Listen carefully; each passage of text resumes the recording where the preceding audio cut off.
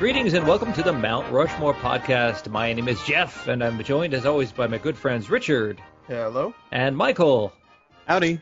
Richard and Michael like to discuss the Mount Rushmore of any given topic, and this week is no different as they debate and deliberate the Mount Rushmore of character makeup in movies. And we have a special guest, a very good friend of mine who I know from a fitness endeavor that we're both involved with, but usually when we're doing that fitness endeavor, CrossFit, yes, I got that in there, I ask him about his career, which is, could you describe it, special guest Dan Crawley? Hi, yeah. So I guess the best way to describe it, when I just say special effects, people immediately like, oh, so like computers. It's the opposite. So I do, I guess, what you would consider practical effects, meaning any kind of special effects that are not in a computer. So something that you make for real, you sculpt it, you paint it, you mold it. So makeup effects and prosthetics, costumes, specialty costumes, animatronics, and those are the type of things that I do. I guess anything you make for real. I've seen Dan's portfolio, or at least a portion of it, and these are the tentpole feature films that have huge budgets and have huge iconic characters. Dan, are you at liberty to discuss the productions you worked on in the past, or should we just say that it's all the big things? Man. Of course, I'm happy to. So I guess the first decade or so of my career was much more makeup centric. I was doing a lot more character makeups, as is the topic of tonight's podcast, prosthetics, things like that. But the last decade has been a lot more specialty costumes. So superhero suits, armor, space suits, things like that. Some films off the top of my head is, I guess, the majority of the Marvel movies I worked on. Also did like Superman and Aquaman's costumes for Batman versus Superman, did all of Deadpool and Cable's costumes for both the Deadpool films, did all of the J.J. Abrams Star Trek films, like all the space suits, volcano suits for those. What else? I guess the two most recent things would be probably Captain Marvel, did all the costumes for that, and Shazam. And I should say, when I say did all the costumes, this was not a single-handed effort. I was obviously part of a big crew of people who worked on these things. But those are, I guess, a couple of the highlights from recent times. I love that you did both sides of the Captain Marvel Shazam coin. Yeah, well, so it was very bizarre. So we did Captain Marvel and Shazam at exactly the same time. It's one of the busiest periods I've ever had in 20 years of my business. So we were simultaneously making 13 costumes because there were 7 characters for Captain Marvel and 6 for Shazam.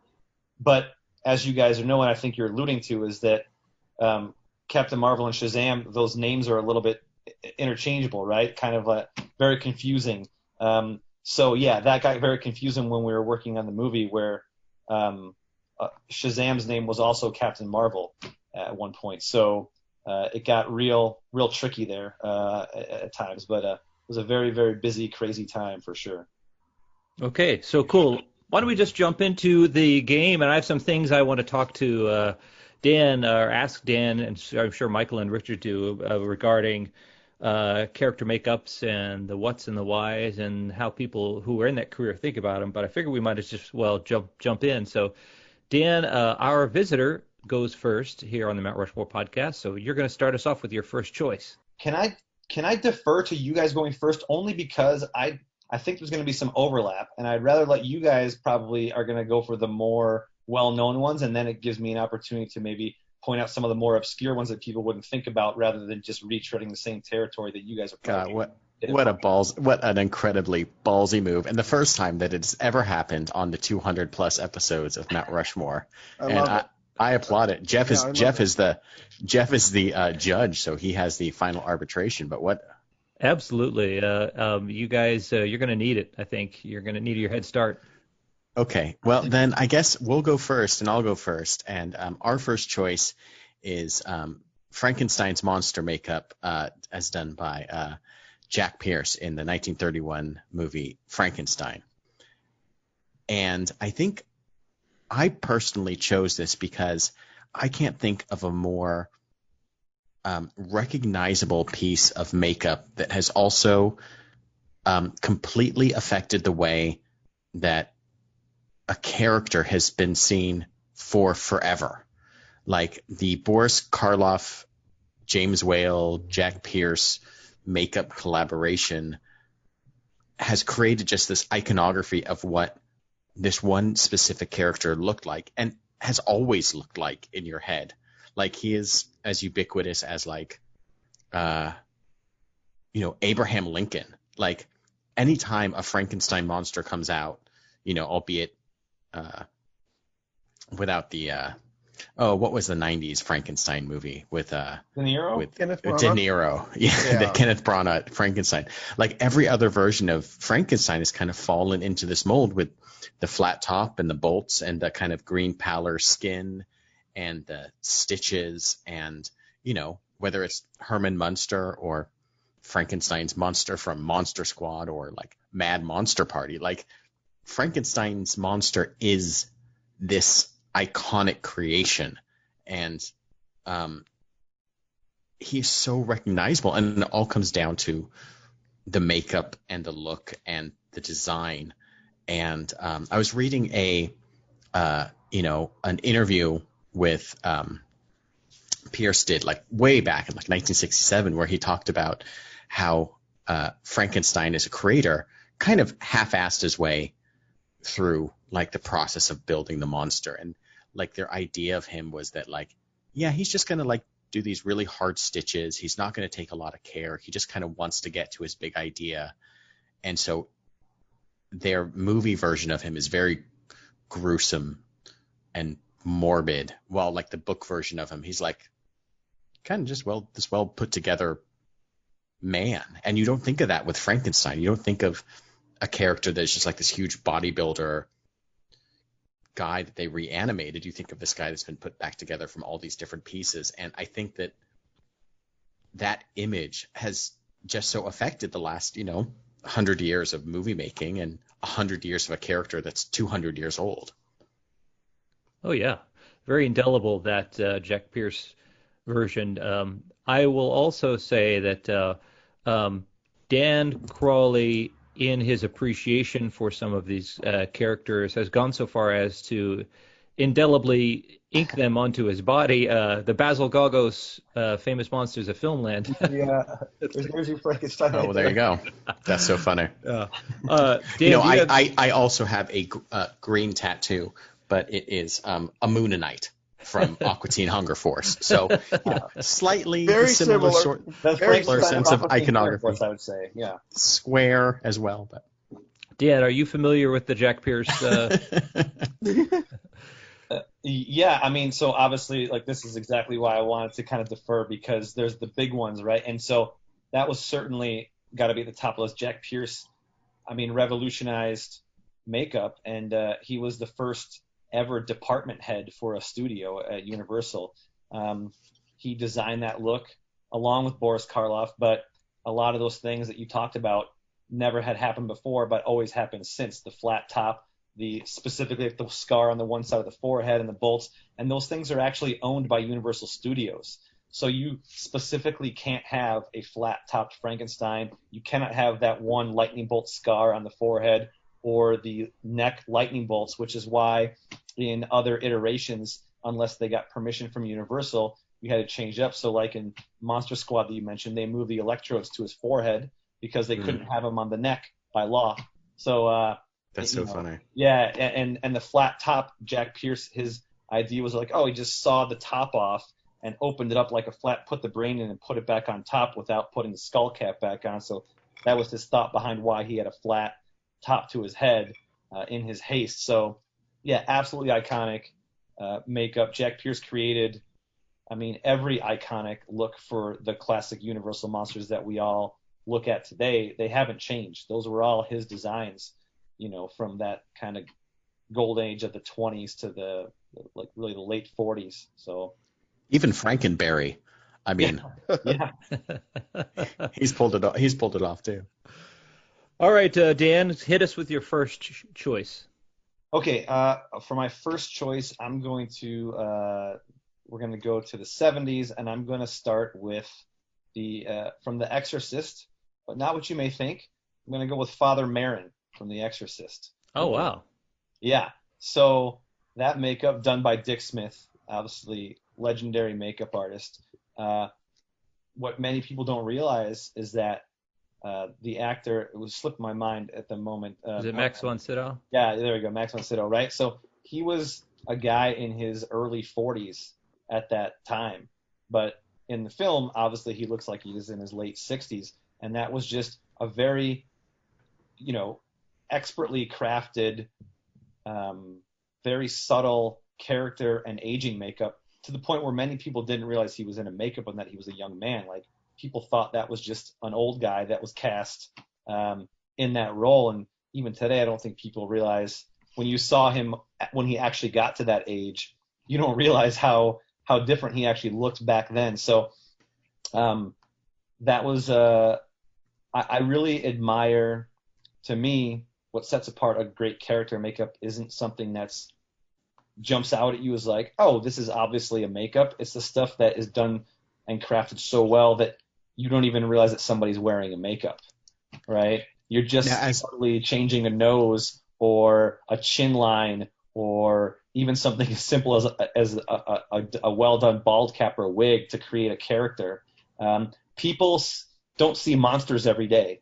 So you can make anything you want and be like, yeah, that looks like a monster. But people know what an old man looks like, or a fat lady, or they know, you know what I mean? So if you do a makeup that's transforming somebody in that sense, people have something in real life to compare it to. And even an amateur can be like, that looks good, or that's not real, So there's definitely like this uncanny valley when you look at a younger person wearing older makeup, and it happens like in the eyes.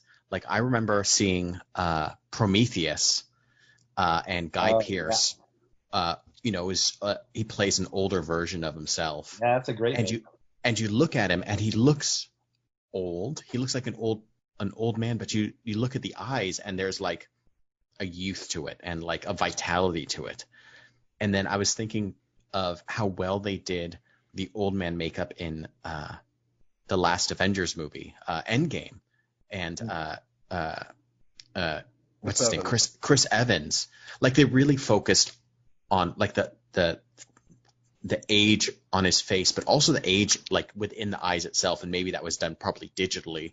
Well, so but that like, was a mix of both. Yeah. Yeah, but like it's amazing to see like how you can the makeup really takes effect, but if you don't get every aspect right, there's something that you're just watching and you're just like, it's close, just like you said, just like the what an old person looks like, and if you can compare it from a monster, like I think that's really informative. I think it's really interesting. It's almost an uncanny valley situation, except not with robots, but obviously with transforming a person to look older or whatever the transformation that you're looking for.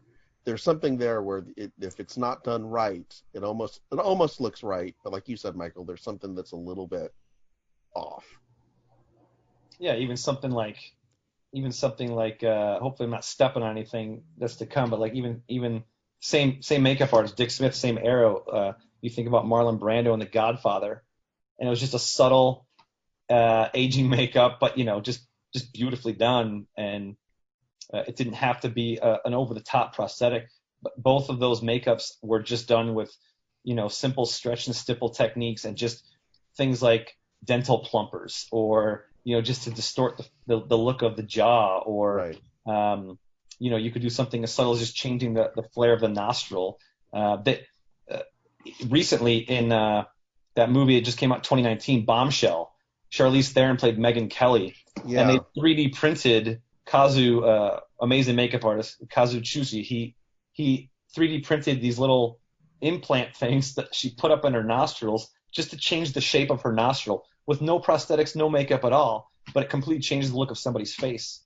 Mm-hmm. And that's the kind of innovation and creativity that's, really amazing to me.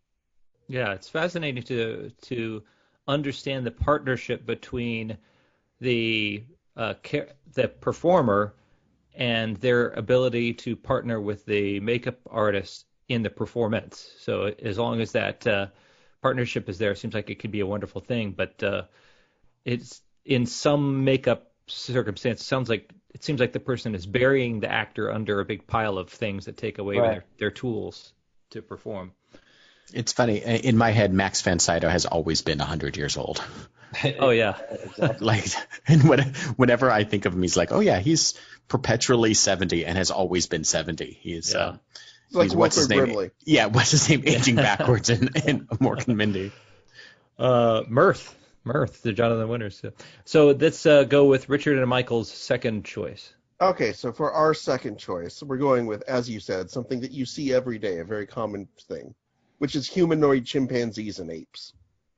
I'm, of course, talking about the makeup work for the original Planet of the Apes, done by the legendary John Chambers. And several reasons for choosing this. I think for me personally, I think, Jeff, we've talked about this on the show. I know I grew up watching the Planet of the Apes movies on the independent station where I grew up. And I think you might have mentioned that you did as well.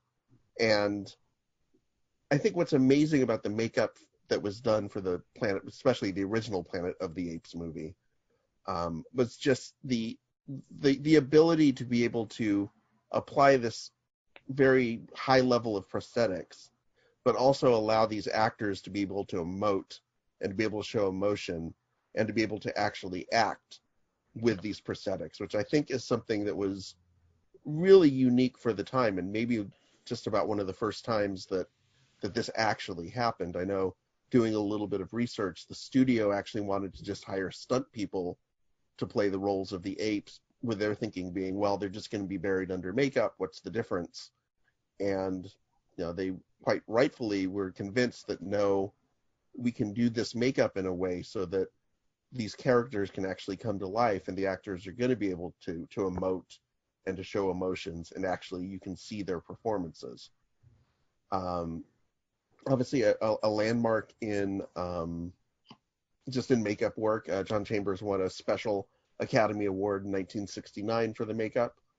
One of the things, if we're talking about a specific character, I'd talk about specifically Dr. Zaius, obviously, one of the main characters, which I didn't realize was originally cast as Edward G. Robinson. Oh, yeah. And he made it through the screen test, everything looked great, and then they told him how many hours a day he would have to sit in makeup to be able to do the role, and he basically said, yeah, I'm out of here. So yeah, I think it's in terms of iconic makeup, it's one of those, I think, creations that you automatically can look at, and you know exactly what that is. It's sort of like you mentioned, Michael, with the Frankenstein's monster. I think it's definitely become a template for how other character-driven and practical effect-driven characters have been created in the movies.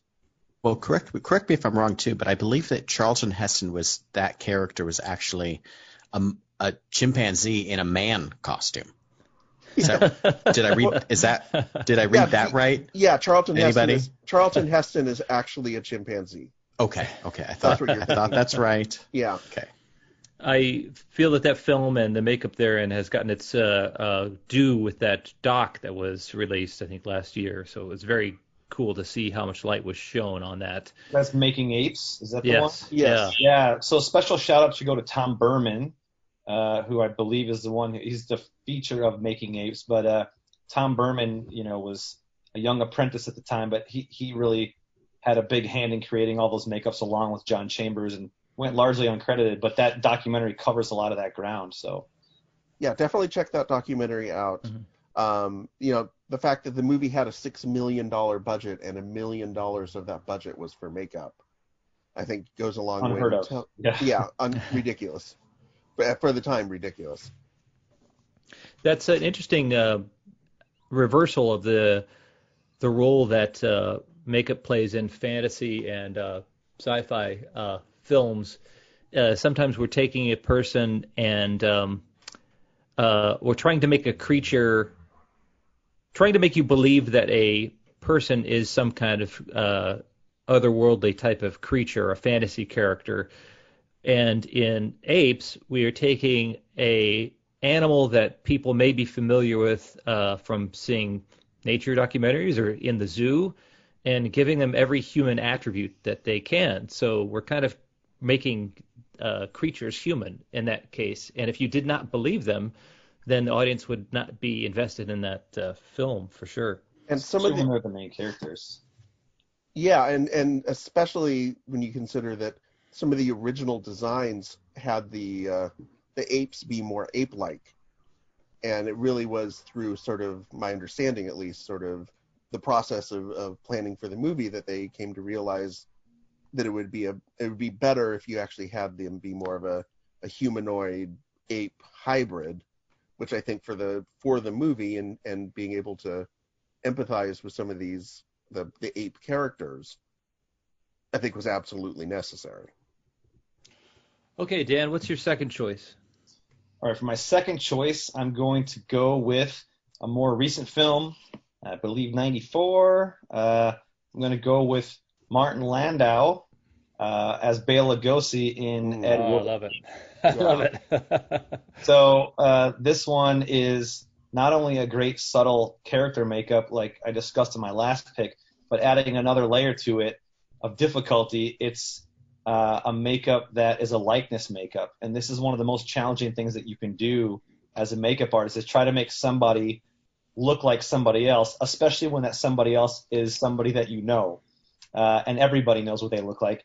And I can tell you that you could not have two people who look more different than Martin Landau and Bela Lugosi.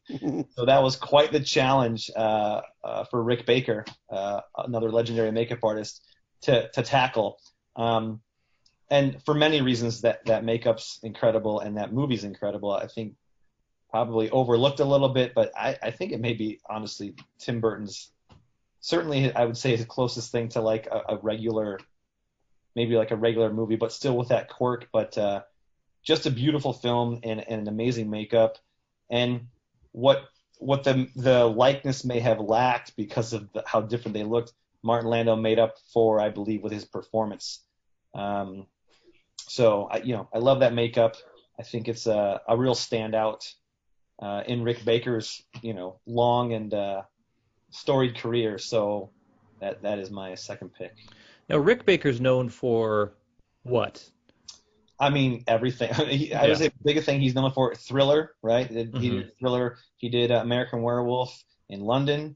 Those were like the two kind of big ones from back in the day. But then he also did Harry and the Hendersons, The Grinch. He did the Tim Burton Planet of the Apes. He did The Nutty Professor. He's done, I mean, the list goes on. He's been in the business for, 40 years. And he actually, last year, he had these 2 volumes come out, almost 800 pages, a retrospective of his entire life's work. So, I mean, he's done it all. I mean, if you were to ask, kind of earlier on, you kind of alluded to how makeup artists or how people who design these character effects view their part of the process. Do you think they consider themselves, or do you consider yourself, when you're operating in that function, a storyteller, a performer, a designer, all of the above? What do they see? How do they see their role? Yeah, I mean, maybe a little bit of everything, but I think that the biggest thing is that it's your job to kind of help be a conduit for the performer, the actor, to embody the role that they're playing. So it's a couple things. Like maybe that is helping them forget that they are who they are. If you have a guy like Gary Oldman who is, pretty method and needs to get lost in a makeup and lost in a character to bring it out, then that's your job to help them.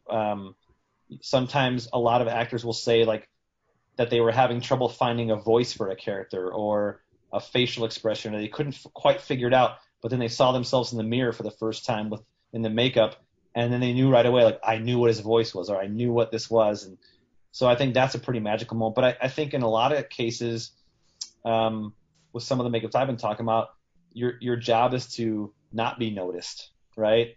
If someone is noticing that someone's wearing a heavy makeup, it's going to take them out of the film. And even something like Planet of the Apes, like you mentioned, it's about you have to believe these characters and live with them for 2 hours and be invested in their emotions. And if you're taken out of that by their makeup, then I would say you're probably not doing your job as a makeup artist. I would say Churchill, as portrayed by Gary Oldman's a good example of what you described. They pretty much just believed he was Winston Churchill the whole time. Yeah, or the Alfred Hitchcock makeup that was done on Anthony Hopkins. Mm-hmm. Another great one, where you didn't even know it was that person. I think one thing that did help too with Ed Wood was you're so used to seeing Bela Lugosi in black and white, and the fact that movie came out as well, just filmed in black and white, it helped kind of keep that, that's an area of production that just, it kind of helped keep it going forward.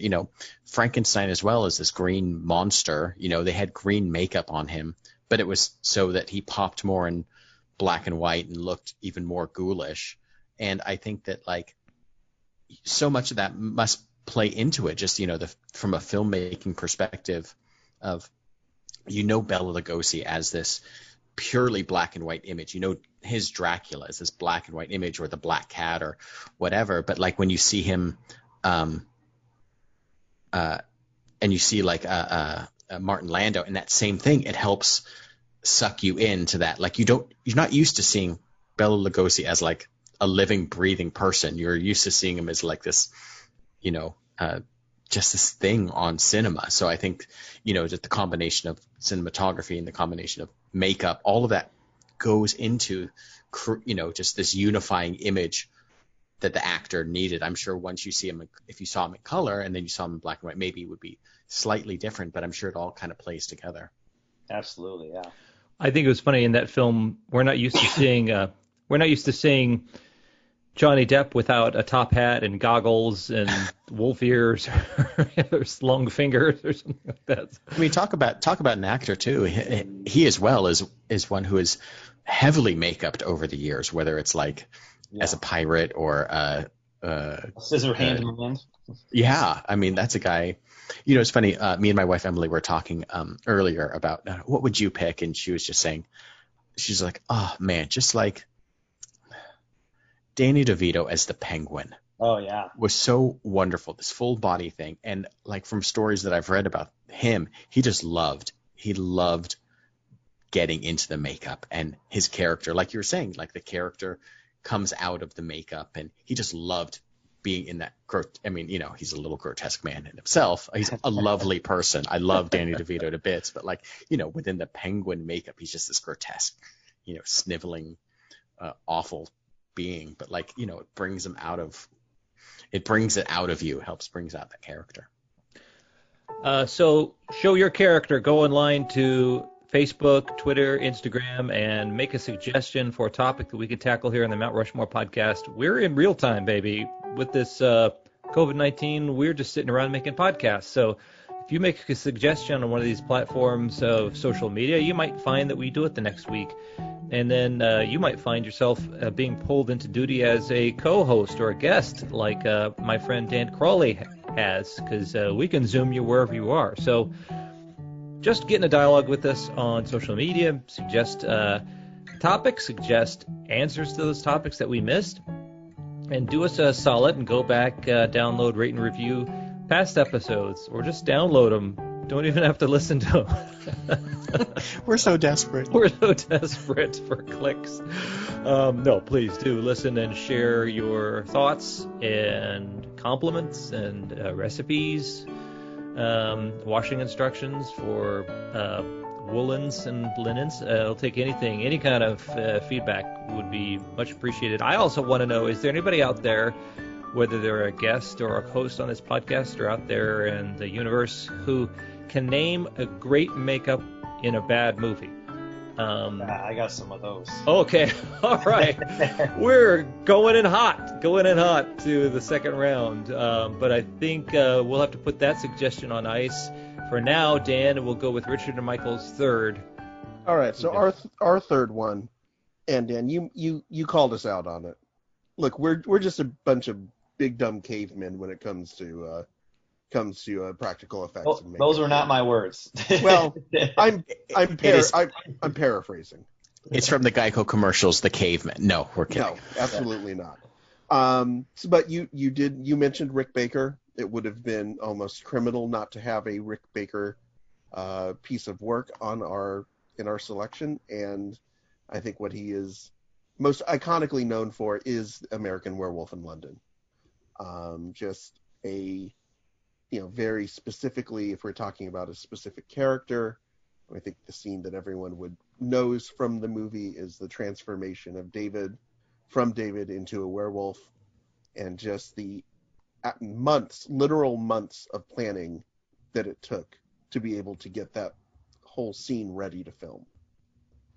This was something that, and I think one of the things that I found out through doing some of the research on this is just how much John Landis was a collaborator and someone who really served to give Rick Baker not just inspiration but direction, and imagine that, a director directing somebody, but really giving sort of guidance and having this vision for how the special effects and the makeup and everything should look like, and then giving Rick Baker the ability to run with that. And I would imagine for you working in the industry, having a director or whoever you're interfacing with who is a collaborator instead of just telling you what to do, that's got to be make a big difference in terms of what you're able to create. Absolutely. I mean, if it can go two ways. In some ways, you might like it if they come to you and they're like, we don't have an exact idea. Here's a couple things, just go with it. And that can be very freeing and exciting. But then you can get the other side of the coin where they have no idea what they want, but they definitely know what they don't want, but only when they see it. So we've definitely had to deal with that. I won't say what the film was, but I worked on one film where the main character had a green face, and it was a very specific color green face. And so the sculpture was done, but the sculpture is done initially in clay, which is not that color green. And the director was kind of like, yeah, I like it, but it's not the right green. And we're like, well, no, this is just a sculpture of what the makeup's gonna look like for you to approve. And then we'll mold it, we'll cast it, it'll be painted that color green. And he just couldn't understand because it wasn't the right green, because the clay. So we literally had to mix up that color of green and paint it onto the clay for him to be able to understand what he was looking at and make a decision. So that could be hard too when they're like, I'll know it when I see it. Right. So no, I like I said, reading about John Landis and Rick Baker working together, they'd already worked together on a couple of projects before that. Yeah. So they had a good working relationship. It just made me appreciate sort of the role that a director can have, that when you see, special effects, practical effects, or whatever effects they happen to be, it's not just the work of one person. It is at its core, at its best, it truly is a collaborative thing. Yes. And just about this movie specifically, I think this movie in a lot of ways is made by the makeup. It's a very funny movie in a lot of ways, and we did an episode on horror comedies last year, I guess. Is that right? 2 years ago. Right? Yeah. 2 years ago? Wow, geez. And I'm pretty sure American Werewolf in London came up. I'm pretty sure that was somebody's pick. So it is in a lot of ways a very funny movie. But in order to get the horror aspect correct, this transformation, and also the kind of when his friend comes back as the ghost and he's all slashed up, the horror aspects needed to be reinforced by the kind of the gory nature of the special effects that you're seeing. And obviously, some of the things that Rick Baker, the innovations that he had to come up with for the transformation scene, for example, are things that were, pneumatics and syringes, Change-o heads. Change-o heads, yeah. I mean, these are things that I would imagine are still being used today. Yeah, I mean, to an extent, they're obviously more sophisticated systems now, but that was the beginning of it. Even things like the hair growing out of the skin, they actually did all the hair, and then they pulled the hair out from behind, and then ran the film in reverse to make it look like it was growing out. Tons of innovation there, and the hardest thing being that up to that point, everything had always been, filmed in low light and just kind of getting an idea of what was going on. And this is a situation where John Landis was like, no, I want to shoot this in like broad daylight, like well-lit room with no cuts. And obviously there were some cuts in there, but to pull something like that off in a brightly lit room, and the movie and the effects that launched 1,000 makeup effects careers. I mean, you talk to anybody in the industry, and they're going to cite that as one of the big influencers as to why they do what they do for a living. They saw that movie, and their life was never the same. So, sure, absolutely. For me. I think it was the first movie that I remember as a kid, and my mom probably let me watch this when I was 8, so probably far too young. But it's one of the first movies where I remember being impressed by the special effects and by the makeup specifically. It's one of the first times where I remember looking at a movie and starting to appreciate sort of the craft that went on behind the scenes, and not just seeing it as, oh, that looks cool, but actually really appreciating it. Cool, great choice. So what's your third choice, Dan Crawley? My third choice, I will go with something classic. I know my first two pictures, like, God, what a hipster this guy. Obscure choices. So I'm gonna go with a classic, the precursor to Jack Pierce. I'm gonna go with Lon Chaney Sr. And his makeup as Eric in Phantom of the Opera from 1925. Oh, cool. Nice. Lon Chaney Sr., obviously, this was in a day when there wasn't a makeup artist. The actor was the makeup artist. They did their own makeups. This was in the silent era of film. So things were still making movies back then were still very theatrical. And so because most of those actors had been theater actors and film was a new medium that didn't have sound yet. So, very overly emotive and a little over the top. And a lot of his makeups, I think, brought a little bit of subtlety and realism that hadn't been existing yet. And if you look at some of the characters that he played, the Hunchback of Notre Dame and the Phantom from Phantom of the Opera, you wouldn't know it's the same two people. You know what I mean? He was just a real chameleon in his face and what he could do to it. And it was torture because we didn't have prosthetics and things like that back then. Foam latex, I don't think, was really used for the first time much till about Wizard of Oz, which was in 1939. So, he was like, there's the old stories of him like pulling his eyelids down with fish hooks and things. And I don't think it was quite that extreme, but you look at his makeup like in London After Midnight and his eyelids are pulled down, or in Phantom of the Opera, his nose is pushed up, and he was literally just like taping his nose up over the top of his head and then like using collodion and wax and cotton and building these things up. And those makeup had to be done from scratch, custom, every single day. They couldn't be just done one time and then reproduced from a mold. Those were being done from the beginning. And Jack Pierce the same way. It was all building things up. When you watch that movie, that first reveal of the Phantom's face when she pulls his mask away, down in the cellar of the opera house of the organ. I mean, what a horrifying and shocking image. I mean, it's how many T-shirts has that been on? Like how many posters? That's without Lon Chaney Sr., I think that you don't have a lot of the great characters from the horror genre, and maybe you don't have guys like Jack Pierce and Rick Baker and Dick Smith, to come out of that. So that's my third less hipster pick. My dad is like a stage actor and quasi-retired stage actor. Nothing famous, nothing important at all. But like, hey, he was on an episode. Hey, wasn't he on an episode of Baywatch?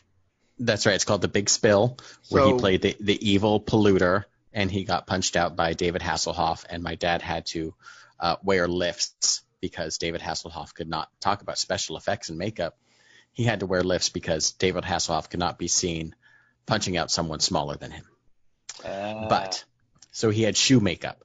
But so one of my favorite things to do when I was a kid with my dad was to go to Cinema Secrets here in the Valley and buy little prosthetics for like Halloween to wear, like, you know, like a gash in my face and a cut off arm and all these, you know, fake eyeballs, and, you know, have my dad like apply spirit gum and layer things on my face just for stuff he knew from like doing like stage makeup.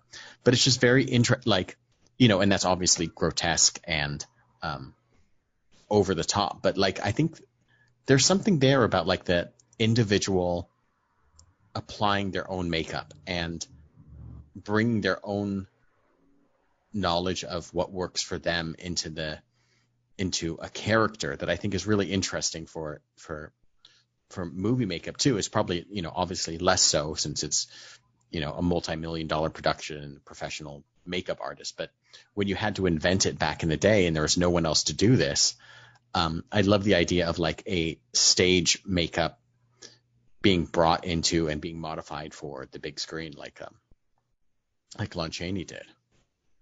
Yeah. The DIY aspect is cool. Yeah, fun fact, Bela Lugosi had played Dracula in the stage version before he was Dracula in the film. And in the stage version, he had done his own makeup, you know, for I think a 1.5-year run.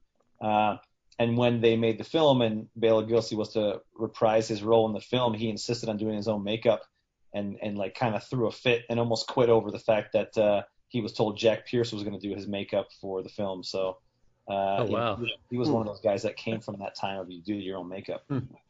You know, you brought up the fact that some of the past makeups, although very rudimentary and using theatrical techniques that were then adopted for film and modified, even if it's a rudimentary makeup or maybe even a bad makeup, can you give us an example of a bad makeup in a good film, or I'm sorry, a good makeup in a bad film? Oh, I was gonna say, I don't want to say bad makeup in a good film, but I can definitely. I'll give you my. I thought about this one. I have like my top 2 picks, I would say, for great makeups in not great movies, and both of them, the parties responsible are Rick Baker and Kazu, who worked alongside Rick Baker for a long time. And those movies are Norbit, and the other one is Click. Oh. So if you look at Norbit, I mean, obviously more, you know, Eddie Murphy makeups. That's not what I'm talking about. Eddie Murphy in Norbit played a character called Mr. Wong, I think it was. He played like this geriatric, like Asian man, and you wouldn't even know it. But It's one of the most incredible makeups that you've ever seen, and it goes back to when Eddie Murphy was like in Coming to America, and people didn't realize that the old white Jewish guy was Eddie Murphy. Coming to America, I think, is a great movie, but yeah, Norbit, not a great movie. But that Mr. Wong makeup's incredible. Like, do yourself a favor and check that out. And Click, you know, Adam Sandler, Kate Beckinsale, Henry Winkler, they had to take them through, you know, 30 or 40 years. David Hasselhoff, the aforementioned. Those are some of the most amazing aging makeups I've ever seen in any film. And that was one of the first times that silicone prosthetics were really, I mean, silicone prosthetics have been around for a long time before that. But I remember at the time I was working on, actually another character movie makeup. I was working on The Curious Case of Benjamin Button at the time. And we were doing all these aging makeups. And an issue of Makeup Artist magazine came out, and it had a feature article on the makeups from Click. And the cover was Henry Winkler in this old age makeup. And we literally, you know, were thumbing through it at work while working on Benjamin Button's doing a bunch of aging makeups. And we literally like, well, we got to throw everything out and start over because this is incredible. Like, these are the most incredible makeups we've ever seen. So I just remember being very shocked working on that. And ironically, Benjamin Button ended up winning an Oscar for the aging makeups in it. But those ones in Click, I mean, and there's even youth makeups in those. They were cut out of the movie, but you look at the deleted scenes, they had to make Henry Winkler and the actress who plays wife look younger. And they did some incredible like youthening makeups, which is really hard to do. You have to like use all these like lifts to like stretch their faces out and then put prosthetics on top. So those two movies definitely stand out as great makeups in not great films. All right. So that must have been tough to do with Henry Winkler, because I know everyone in Hollywood knows what an asshole he is. Oh, right. Literally, I don't think anyone in the world has a bad thing to say about Henry. Yeah. No, I was kidding, of course. Yeah. What is your final choice, Richard and Michael? Our final choice was the Joker from 2008's The Dark Knight, played by Heath Ledger. And what I liked about this choice, as opposed to Frankenstein, who I talked about earlier, was the Joker is a character and a makeup that has constantly changed over the years. And his version, or the version that was in The Dark Knight, was so grotesque in comparison to what you'd seen before. You know, the Joker is this character that is so very, at times very flamboyant, and, depending on who's playing him or how he's portrayed in the comics, cuckoo and kind of silly. The Jack Nicholson character was more attuned to how his origin was in the comics, and with his kind of his smile that's developed through a chemical reaction and whatever happening. I guess in the original comics he was the Red Hood, and he had like this mask on his head, and he pulled it off and fell into a vat of chemicals, and his face was disfigured. But the Heath Ledger version in The Dark Knight is so visceral and so grotesque, and it's grotesque both when he's wearing like kind of the white pancake makeup, but then also like in the scenes where he's not wearing any makeup. He just has this, this scar, and I guess they call it a Glasgow smile. And it so informs the character as this twitchy, disturbed individual that you don't kind of know his origin. And it works perfect for the Joker character. I think that's I haven't seen the Joaquin Phoenix Joker version, but like I hate the idea of knowing the origin of the Joker. And I think that his portrayal of this character and the mystery that comes from the makeup of how he constantly is changing, and maybe that's the writing and just the actor's portrayal, but it's constantly changing what you know of the character that's informed by the makeup, and him saying like, do you want to know how I got these scars?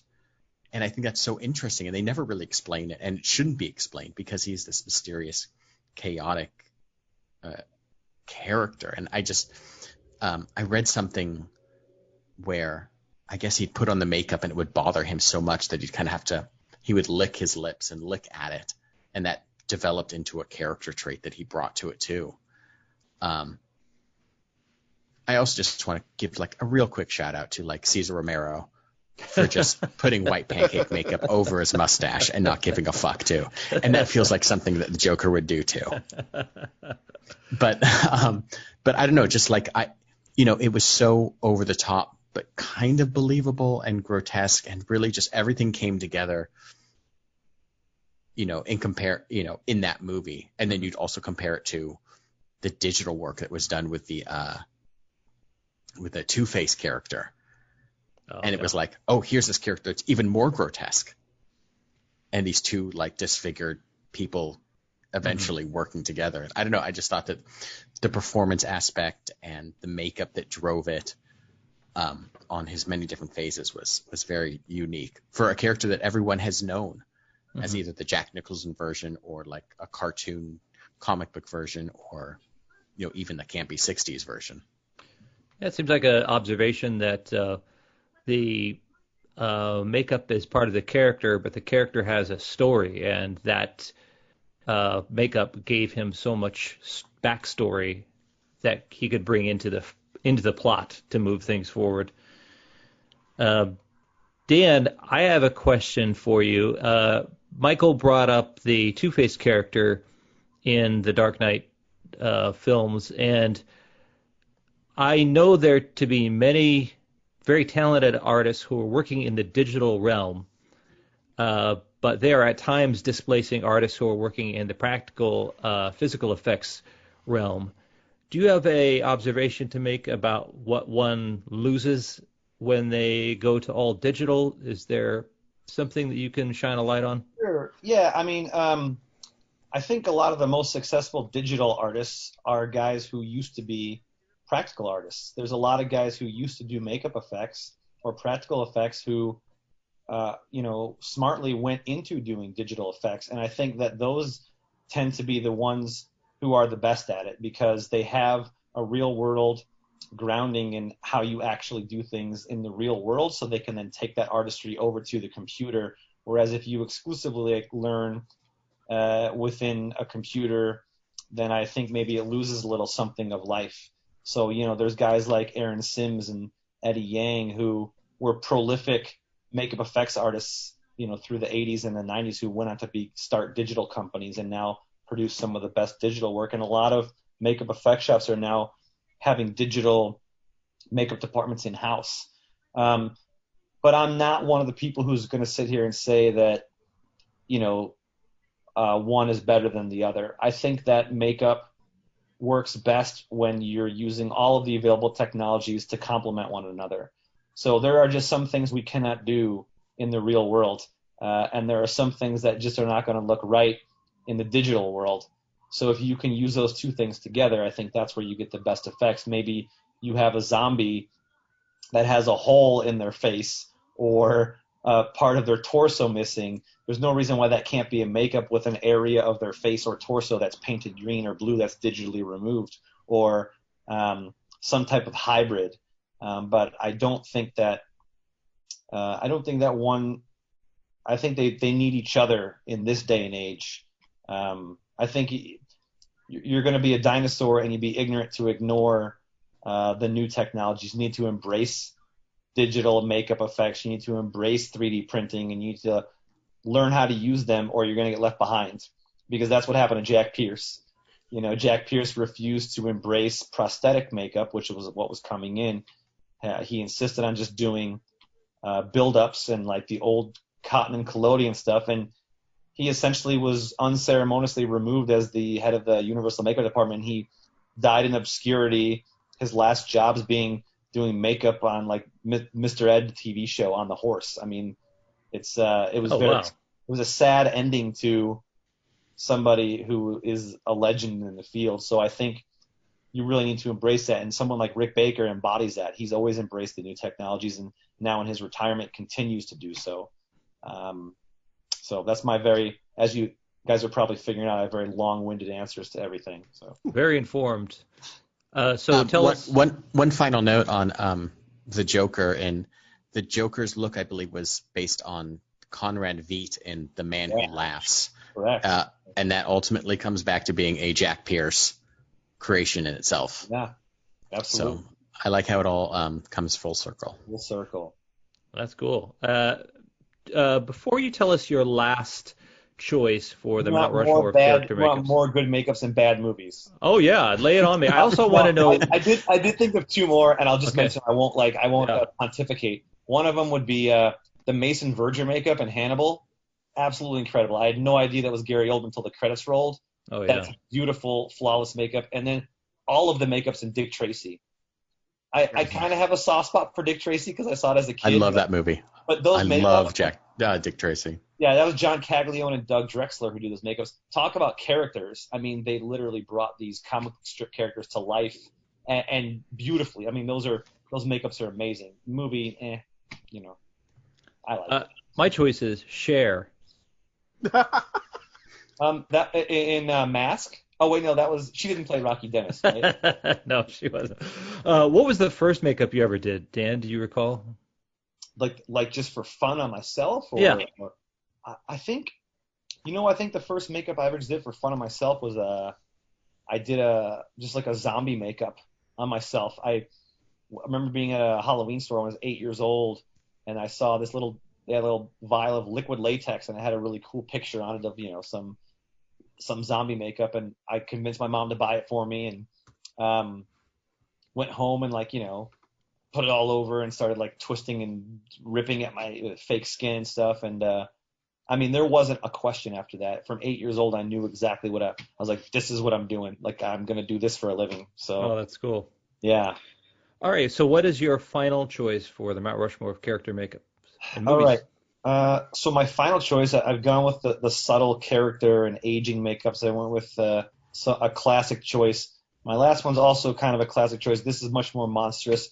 I'm gonna say the makeup on Tim Curry in Legend, done by Rob Bottin as the Darkness, the devil makeup from Legend.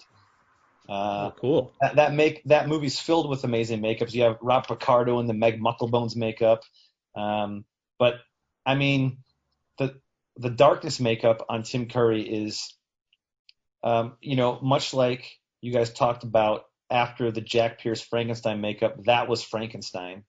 I feel like after Darkness, like that's the devil. And before, the devil was always like, red skin, big horns. But that makeup is so iconic. That is a makeup that really pushed the envelope. I mean, I can just imagine, Rob Bottin being in the room and they're looking at the sculpture and they already have these horns that are like, 6 inches long. It's like, no, bigger horns. Like, okay, these are 2 feet long, bigger horns. I mean, those horns are like 3 feet tall. It's like a water buffalo. I mean, it's crazy. Just like I love the over the topness, like that really long chin, these gigantic, I mean, almost like comically sized horns. He's up on the leg extensions with the cloven feet and I mean a tail, like just everything about that makeup it's theatrical, but it's elegant and it's just done so cleanly and beautifully. And I think that it really changed how makeups were approached and what people thought they could do. I think that Rob Bottin in general, with the movies that he did makeups for, pushed the envelope so much. Look at like The Thing from I think it was 82. Like that's not so much makeup as it is animatronics work, but I think he really pushed the envelope as far as design, and that makeup stands out in my mind as very iconic.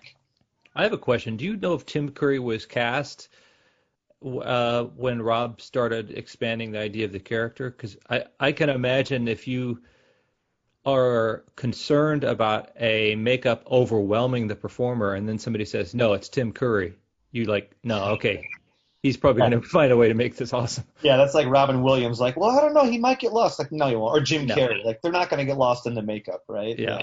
You need somebody like that over the top to bring out. I don't know if Tim Curry, I don't know what came first, Tim Curry or Rob Bottin's design for that character. Well, a lot of that design work was also done by Miles Tevis.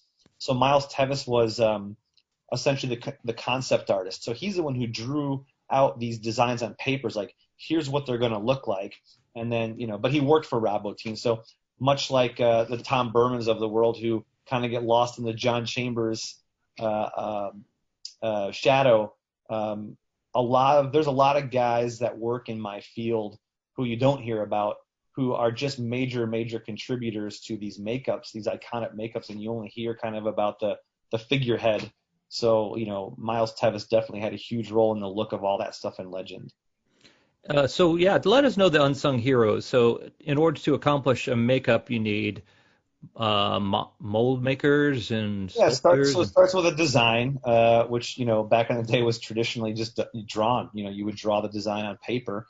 Now a lot of that design work is, I would say, done digitally in Photoshop probably, and then it goes to a sculpture, right? So you're sculpting it in clay, and sometimes that's what's called a maquette, which is like a little small, like quarter scale or half scale version of something, almost like a sketch in clay. Or you're sculpting right on the life cast of the person. So you take an impression of the actor and then you start putting clay on there to represent what they're going to look like. That all gets molded. And that's where like a lot of the work happens with the mold making. And then there's parts that are cast up. So whether that be dentures or the prosthetics that they're going to wear on their face or fingernail extensions, all different types. Sometimes it's a really thing that people don't discuss is the body transformation. just the things that go underneath their clothes.